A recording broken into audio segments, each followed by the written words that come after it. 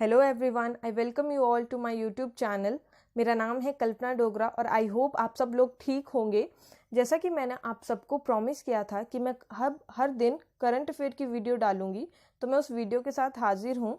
और ये जो करंट अफेयर की वीडियो है ये 12 और 13 ऑफ जुलाई की है।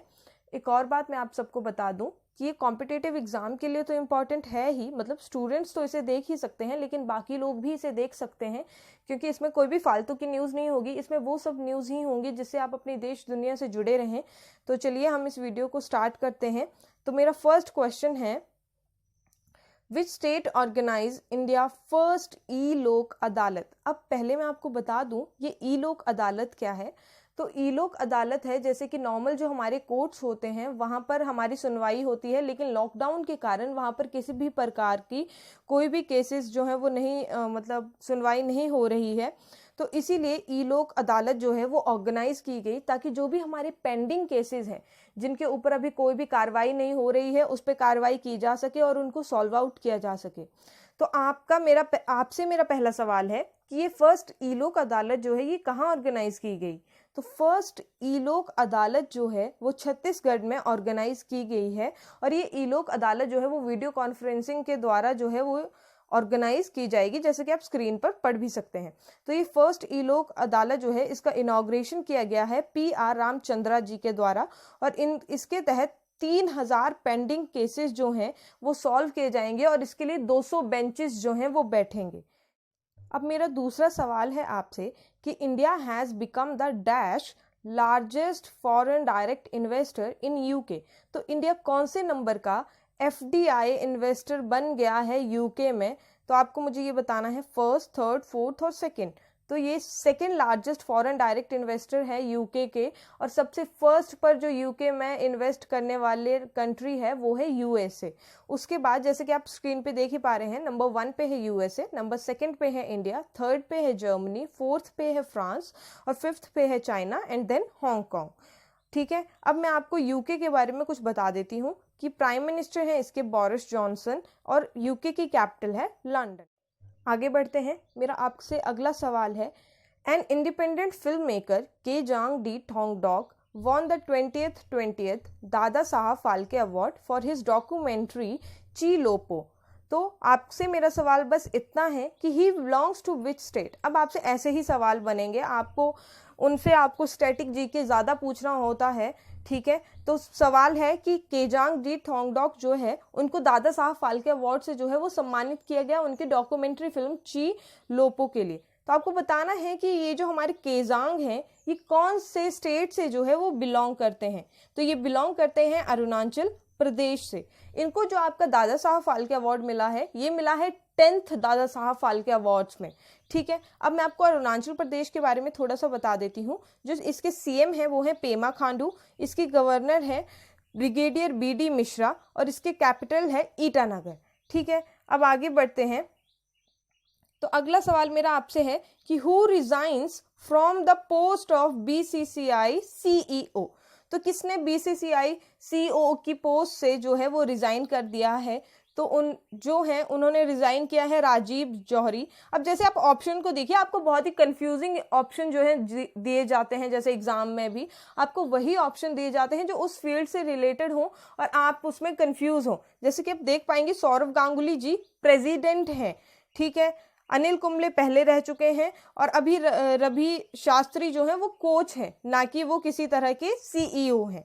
तो जैसे हम आगे बढ़ते हैं कि जो हमारे ये राजीव जौहरी जी हैं इन्होंने बहुत पहले से जो है अपने रिजाइन के लिए अप्लाई किया था, लेकिन इनको जो रेजिग्नेशन एक्सेप्ट किया गया है वो 9 जुलाई 2020 को जो है वो किया गया है। अब एक बात मैं और बता दूं कि ये जौहरी जी जो हैं, राजीव जौहरी जी, ये हमारे फर्स्ट CEO थे BCCI के और ये बने थे 2016 में।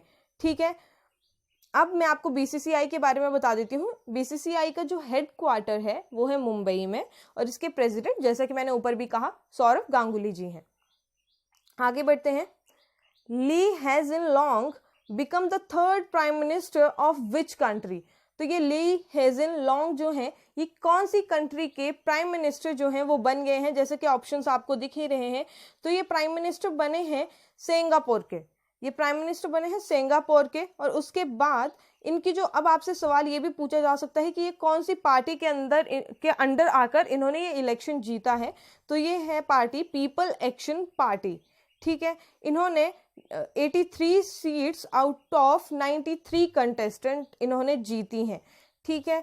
अब उसके बाद ये हमारे थर्ड प्राइम मिनिस्टर हैं सिंगापुर के बारे में और पढ़ लेते हैं। इसके प्रेसिडेंट हैं हेलिमा याकूब, प्राइम मिनिस्टर जैसे कि मैंने बता दिया ली हेजिनलॉन्ग, कैपिटल है सिंगापुर और करेंसी है सिंगापुर डॉलर। अगला सवाल है मेरा कि government launch portal to support skilled people to find sustainable livelihood opportunities. तो आपको मुझे बताना है कि गवर्नमेंट ने कौन सा पोर्टल लॉन्च किया है लोगों को, जो भी स्किल्ड पीपल हैं, यानी कि लॉकडाउन में बहुत सारे लोग ऐसे हैं जो अनएम्प्लॉयड हो गए हैं, तो उनको जॉब मिले। जो भी स्किल लोग हैं, जो भी काम करना चाहते हैं, ऐसे लोगों को जॉब्स मिले, जॉब की ज़्यादा अपॉर्चुनिटीज़ मिले। तो इसके लिए हमारी गवर्नमेंट ने एक पोर्टल लॉन्च किया है जहां पर जाकर आप अपने आप को रजिस्टर कर सकते हैं और जॉब्स के लिए अप्लाई कर सकते हैं। तो आपको बस इतना करना है कि आपको मुझे उस पोर्टल का नाम बताना है। तो उस पोर्टल का नाम है आसीम, ठीक है। अब जैसे कि हम आगे पढ़ रहे हैं कि on 10 July doctor Mahendra Nath Pandey, union minister of skill development and entrepreneurship, launch the Aatmanirbhar skilled employer mapping. अब एक बात और यहाँ ध्यान रखिएगा, ये जो आसिम है ये शॉर्ट फॉर्म है। आपसे इसकी फुल फॉर्म भी पूछी जा सकती है और ऐसे भी पूछा जा सकता है कि ये जो आसिम है इसमें एस क्या डिनोट कर रहा है या फिर ई का क्या मतलब है। जैसे कि इसकी फुल फॉर्म है आत्मनिर्भर स्किल्ड एम्प्लॉयर मैपिंग पोर्टल, ठीक है। जैसे कि नेक्स्ट मेरा तो इससे आगे मैं पढ़ती हूँ, which maps to the demand of skilled workforce to find available sustainable livelihood opportunities। अब इसके बाद और ASEEM is available as an online portal and mobile application. जैसे कि मैंने आपको बताया कि आप ऑनलाइन जाकर इसके लिए अप्लाई कर सकते हैं। आगे मुझे आपको बताना है कि कौन सी मिनिस्ट्री ने इसको लॉन्च किया है। थर्ड इंपॉर्टेंट सवाल इसमें ये बन सकता है, पहला तो ये है कि पोर्टल कौन सा है। सेकंड सवाल कि इस पोर्टल की फुल फॉर्म क्या है, क्योंकि एक वर्ड का भी आपसे मतलब जो है वो पूछा जाता है एग्जाम में। नेक्स्ट इसमें ये बन सकता है कि कौन सी मिनिस्ट्री ने इस पोर्टल को लॉन्च किया है। तो जिस मिनिस्ट्री ने इस पोर्टल को लॉन्च किया है वो है ministry of skill development and entrepreneurship. तो इससे आगे भी सवाल बनता है कि इस मिनिस्ट्री ने इसको लॉन्च किया, तो ये मिनिस्ट्री है किसके पास। तो जो यूनियन मिनिस्टर हैं वो हैं डॉक्टर महेंद्र नाथ पांडे। और जो मिनिस्टर ऑफ स्टेट हैं, जैसे कि फाइनेंस मिनिस्टर कौन है हमारे, आप सब मुझे कमेंट सेक्शन में बताएंगे कि हमारी फाइनेंस मिनिस्टर कौन है।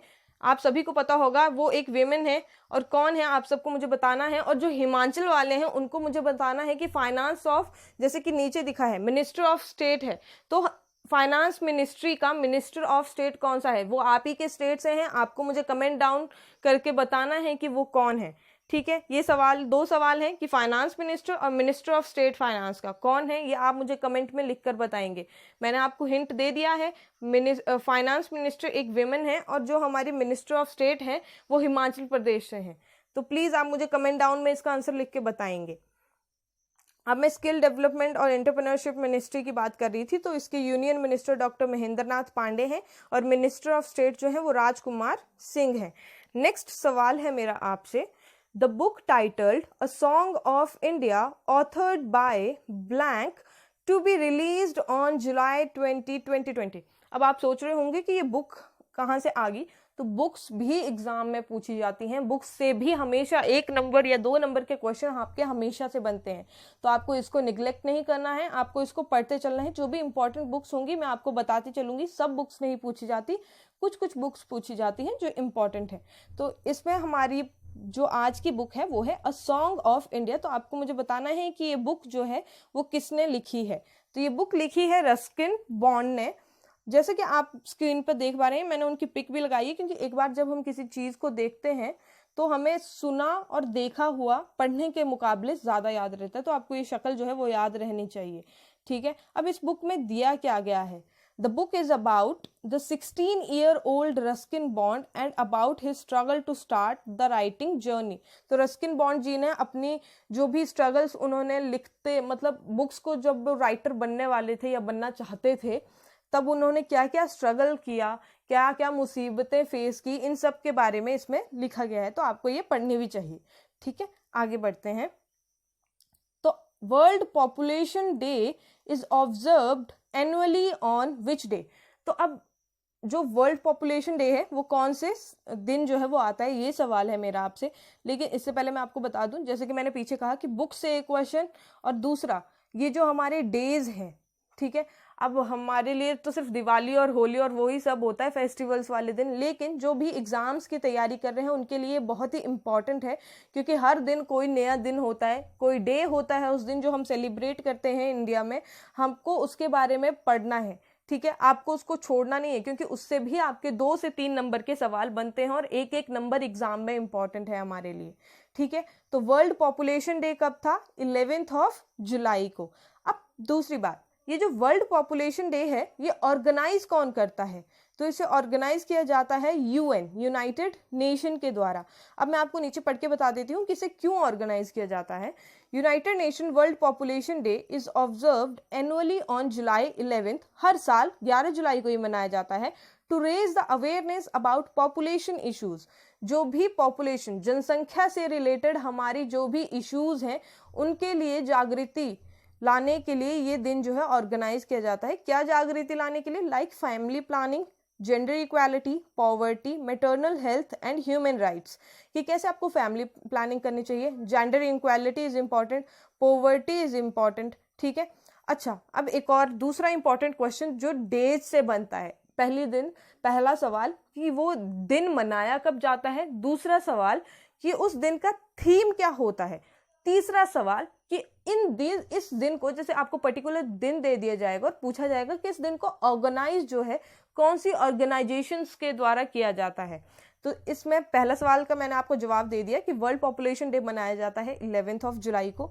दूसरा सवाल था कि इसका थीम क्या है, तो इसका थीम है पुटिंग द ब्रेक्स ऑन कोविड-19, safeguarding the health and rights of women and girls. ठीक है, ये थीम है, बहुत बड़ा है, आपको थोड़ा सा याद रखना, लाइक पुटिंग द ब्रेक्स और like safeguarding the health and rights of women and girls.